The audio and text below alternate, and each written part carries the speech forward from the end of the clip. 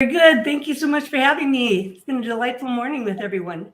Thank you so much. Very good morning to you. So thank you so much for joining this virtual summit 2024. So before you start your presentation, I would like to introduce to the audience to give a brief introduction of yours. And Debra, you are looking so gorgeous today. Thank you so much, Melinda. It's a bright sunny day and we've got to live life. Just like Cynthia said, we've got to get out there, right? Yes. So yes, ladies and gentlemen, welcome Debra Dupree on stage. So it is with great pleasure that I stand before you to introduce a remarkable woman who insights into human dynamics and relationships have transformed lives. Dr. Debra Dupree, a distinguished psychologist, executive coach, and conflict resolution expert, graces our stage today. With a wealth of experience and a commitment to empowering individuals and organizations, Dr. Dupree is a beacon of wisdom in the realm of personal and professional development. As the founder of Relationships at Work, Dr. Dupree has dedicated her career to fostering healthier workplace environments, enriching interpersonal connections, and guiding individuals toward their full potential. With a unique blend of psychological expertise and practical strategies, she navigates the complexities of human behavior. Get ready to be inspired and enlightened as Dr. Debra Dubey takes us on a journey of self discovery, resilience, and the profound impact of positive relationships in both our personal and professional lives. Welcome to the stage, the transformative force, Dr. Debra Dubey. So yes, that was a fantastic presentation. So good luck, and the stage is yours. Thank you. Well, everyone, today you're going to learn a four-letter word. Not the kind you think, but instead a word that will help you transform your conversations from confrontations. One of the things about conflict I've learned is that many people are afraid of it. They'd rather run from conflict than embrace it. Today, we're going to learn how to transform our thinking, shift our mindset into ways of being able to productively and effectively and powerfully dance through conflict. I'd like to ask and put it in the chat box, how many of you are from a family of one? How about a family of two? How about a family of three? Well, I'd be glad to hear from anybody who came from a family of nine. Yes, I came from a family of nine. And I bring that up because we all have a family, we all have a story. And the reality is how we grew up vastly influences how we show up in today's world. Yes, nine. I see the question marks. Okay, someone's got close there, six. The thing is, I come from a sort of a unique situation. It was a family-owned business, but out of those nine, there were six older ones, all teenagers, and then the three little ones. I was the oldest of the three little ones. We were to be seen and not heard. I didn't have a voice. Did you have a voice in your family? I certainly didn't. I grew up not knowing what to make of my emotions and how to express them and articulate. Did you have a choice in how you showed up in your family? Those are things to think about because, again, how we show up in our adult life is tremendously influenced through those family dynamics. In fact, it empowered me at a young age when I first took my first psychology class, I should say, in high school. And I said, oh my gosh, there's a whole world out there of emotions and people talking about it and people making sense of it. And so I committed myself to making a difference in how I showed up. And that's been my passion ever since. And so I delight in being able to share some of my learnings throughout the years, and to the point of where I even went back and got my doctorate degree just 10 years ago. And it's a fascinating world of what we know about the neuroscience. And so that's what we're going to take a look at a little bit today, the neuroscience behind people in conflict. Why is this so important?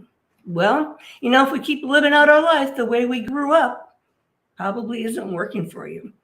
And so what we want to do is to challenge ourselves to shift the mindset, set the tone for the dynamics and interactions we have with others.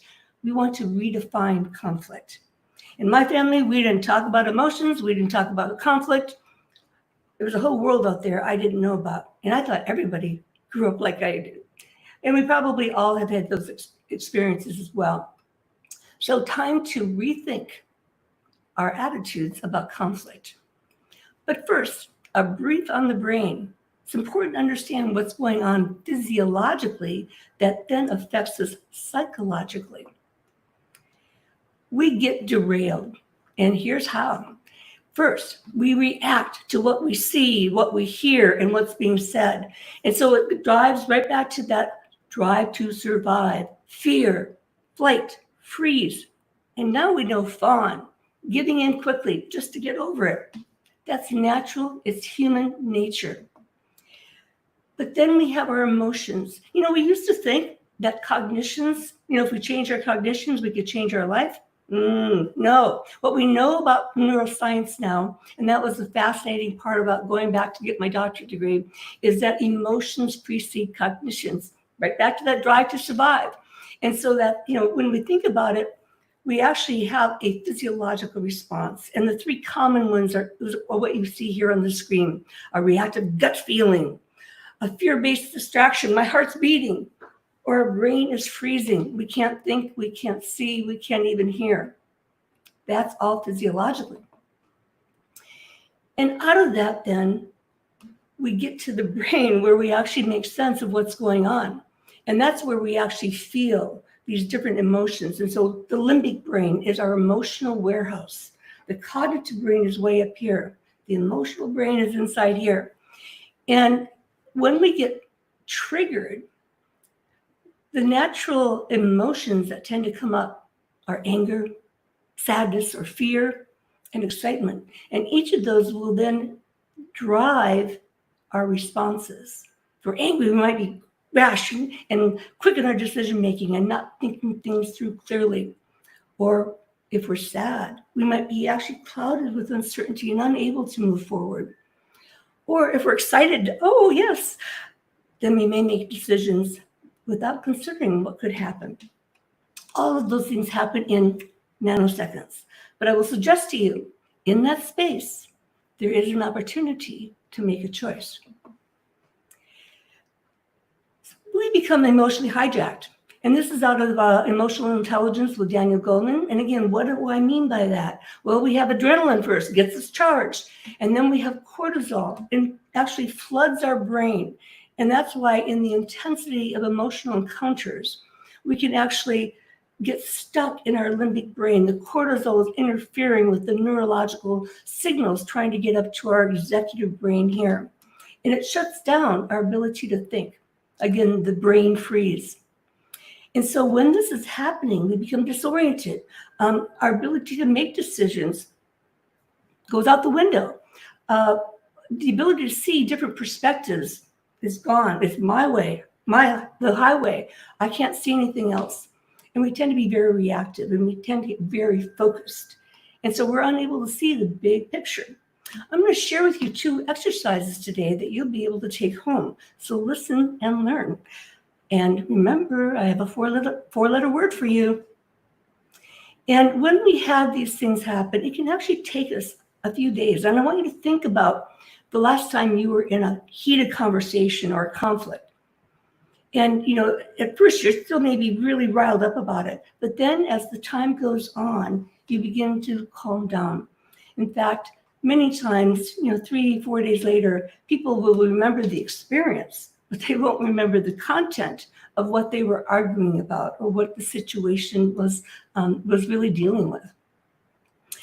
And so it's a dance. And what I'd like to share with you is that what we see is huge. And so there are all kinds of signs, clues of where people might be in conflict. And here are just a few examples. And so our eyes may be blazing like this picture, or eyebrows go up, Or maybe we can even see someone's temples beating like a drum. Or sometimes people in conflict, their muscles in their face will twitch and like a wild dance.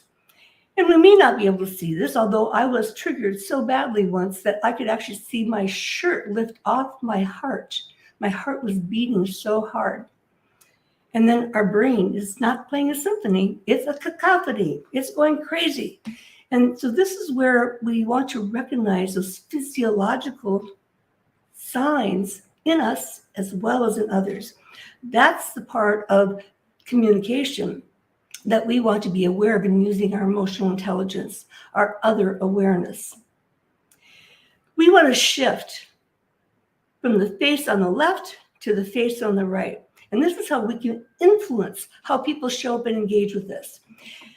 So if we recognize that emotions do precede cognitions, we can use them strategically to find out where people are. I've had over 30 years as a mediator, navigating through conflict with people. And so I've learned a lot just by watching people and where they're going. In fact, I just had a podcast yesterday where I was interviewing a mediator, and I teach mediators a lot and leaders about how to read facial expressions and body language and how to comment on it to further the conversation, to find out where people are coming from. And it's amazing by just lowering our voice, shifting our posture. All of these are things that we can do to influence. And so as women leaders, we want to influence people positively and persuasively. We don't want to rile them up. We want to behave in ways that people want to come towards us, not run away from us. And so how we show up, that's where we take personal accountability. So we want to shift that experience. And why this becomes so important, as it says here, 55% of how we communicate is by what we see, what people see in us, what we see in them. 38% is how we sound, our tone, our volume, or inflection, and then the words. Well, while the 7% of words is small, it's not insignificant. Words matter, words are powerful. For many of us, we probably were part of that generation of where we were told sticks and stones will break my bones, but words will never hurt me. Oh, what a bunch of BS. Sorry. But, yes, words are powerful, and we want to choose our words wisely. And this is based on the work of Abraham Moravian, and he calls this the 7% rule. All this other stuff is very important, and again, our presence, how we show up. But what we say is even more powerful. So as we talk about empowering leaders, women leaders, it's very important to talk about shifting the mindset. As I said before, same old thinking, same old results. Now we have an opportunity for a new mindset and new results. I like to use the words of Dr. Wayne Dyer. Change the way you look at things, and the things you look at change. And so our focus goes elsewhere, and what was impacting us now retracts. And so I've learned to practice with this quote: out of adversity comes opportunity. Looking at those negative encounters differently. And from moments of pain, sometimes we need to hit rock bottom, comes the momentum for gain. I got to do something different. So my first technique for you, the 3 B's. It's simply be in the moment. Just take a moment to pause and not even reflect, but just notice what's going on. And then breathe. Breathe deeply. And this is where a lot of times people actually begin breathing more shallow. They become more anxious in the moment. And so we want to redirect that and practice breathing for ourselves and for others. And so I have what I call the 4x6 breathing technique. 4 deep breaths, 6 times a day. Start when you first are laying in bed before you get up and out.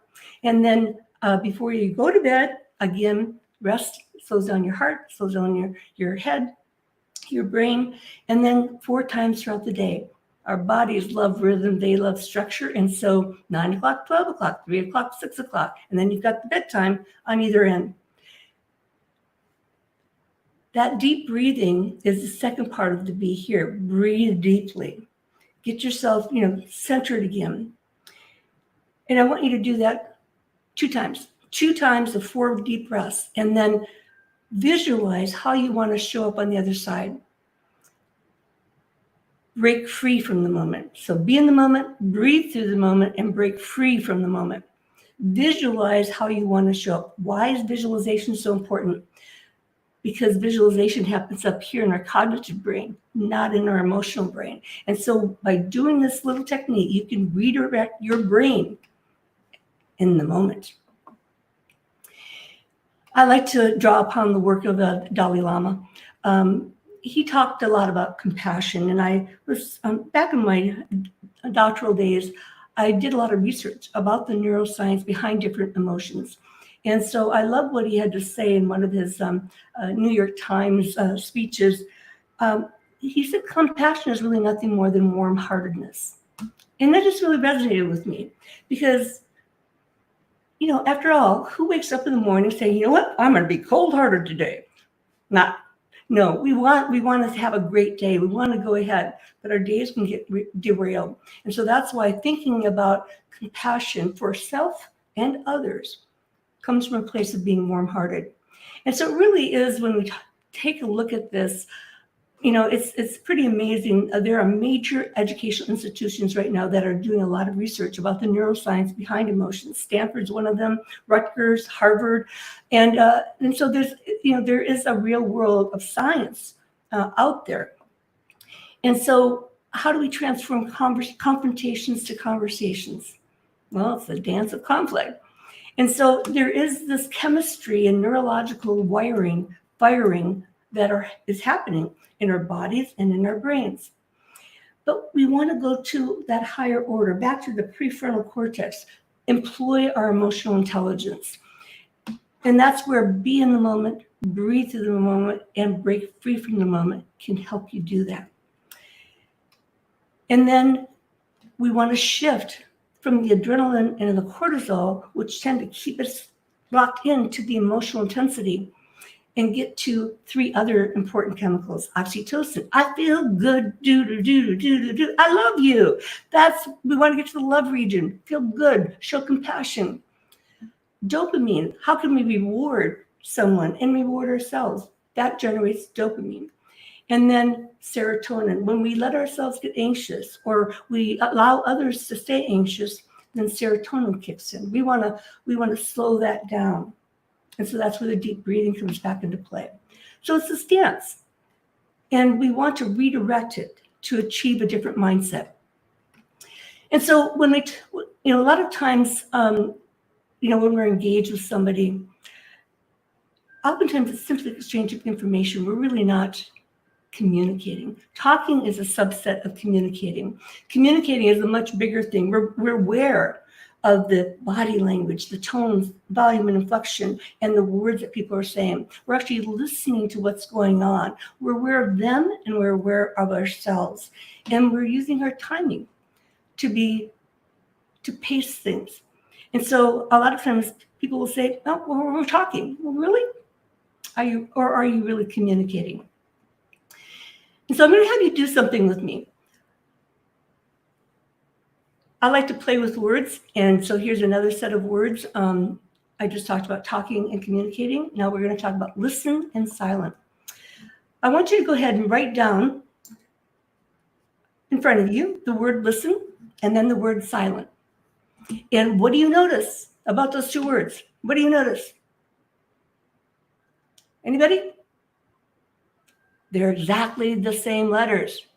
So to listen, you must first be silent, and not just what's coming out of your mouth, but also what's going on in your head. And not everything that jumps in your head has to come out of your mouth. It's oftentimes those things that do jump in our head that we probably shouldn't say.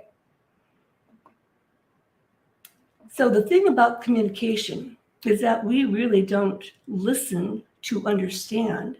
We listen to reply. And that comes from Stephen Covey. And think about it.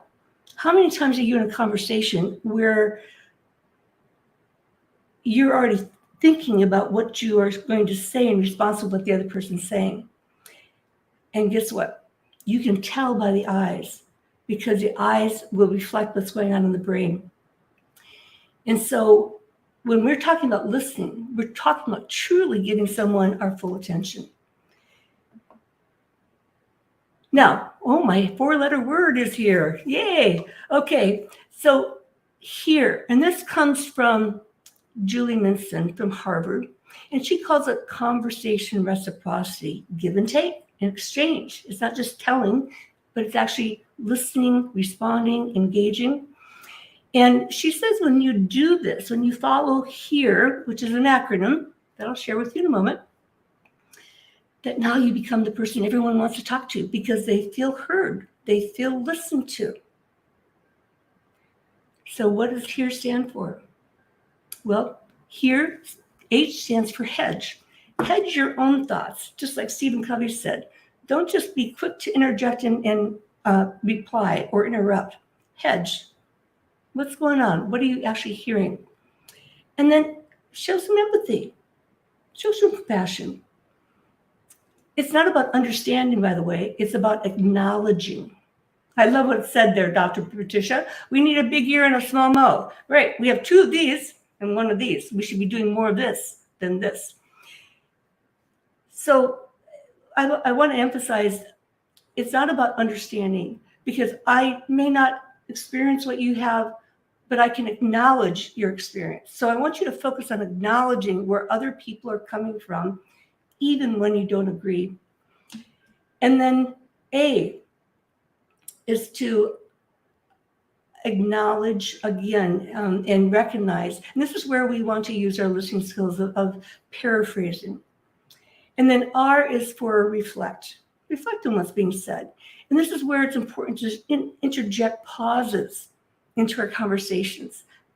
Shows the other person you're thinking about it, shows the other person that you've actually heard them and that you're actually considering what they have to say. And people feel good. And again, as a mediator, I know how what I do in mediation impacts others. And that's one of the things that I did about partway through my career, and particularly going back to my doctorate degree, is to pass this information on to others, particularly leaders. And that's why you're here, is to develop and empower yourself as a leader to become even better. I think a lot has to be said as far as women in leadership roles. Sometimes we feel we have to show up like men. Nope, and I'll keep going on with that one. So there are 3 things I've learned about people. People tend to react. We're very reactive to what we're hearing and seeing before they think about what's really going on. And then we tend to take things personally. We feel that what other people are saying is a direct target at us. And so when we feel attacked, then we tend to attack back. And that leads to the 3rd one. We tend to respond in defense, not really listening to what they're saying, but we're trying to explain away whatever that was. And again, we tend to redirect the attack back to them. Now, how is that a conversation? Not. That's just back and forth, back and forth. And so this is where we have an opportunity to shift our mindset and reflect and do things different. So I want to take a moment here, right here. I need feedback. And so if you would please take your phones out, scan this QR code, and enter cool. I'd love to hear your feedback about what I'm doing so far. Because there's just a little bit more that I want to share with you. You've heard me refer to this already. The biggest problem with communication is that we don't listen to understand, we listen to reply. And that we tend to get stuck. We tend to react in defense of our what we're hearing. And so I wanted to share with you, this is one way of shifting the confrontation to conversation. And it's called the 360 perspective. And I'm going to do it very quickly here, but I'm going to hold up my finger. And let's say my fingertip represents some issue or maybe topic or conflict that we're having. And now if I draw a horizontal circle around my fingertip with my other hand, the circle has 360 degrees, right? So for every degree on my circle around my fingertip represents a different perspective. So I'm looking at my fingertip and I see certain things from 0. You, on the other hand, are at 180 and you see certain things from your perspective. Now, a question I'll ask you, are we looking at the same thing? And if I went around the room and I had a circle of people, a lot of people will initially say, no, we're not looking at the same thing. Oh, really? And then I ask, are we seeing the same thing? Well, that's clearly a no. And so I just want to let you know that, we are looking at the same thing, my fingertip, but we're seeing something different. And so with that, I want to just share with you, people will forget what you said or did, but people will never forget how you made them feel. And so how we show up is critical. How we show up with compassion is essential. And, we just keep going on. So conflict redefined, no one cares how much you know until they know how much you care. And with that, I want to say thank you. And I want you to think about connecting with courage, compassion, and concern. Really start those listening skills and making sure that other people feel heard. So do you have a voice? Yes, you do. And now you have a choice in those moments to make a difference.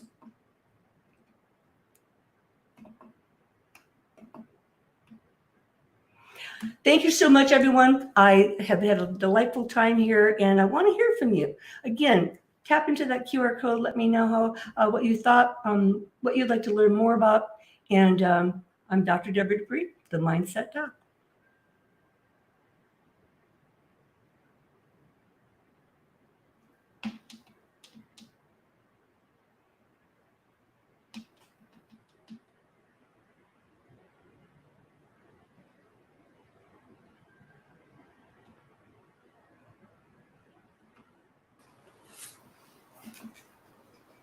Thank you so much, Debra, for sharing the wonderful presentation with us.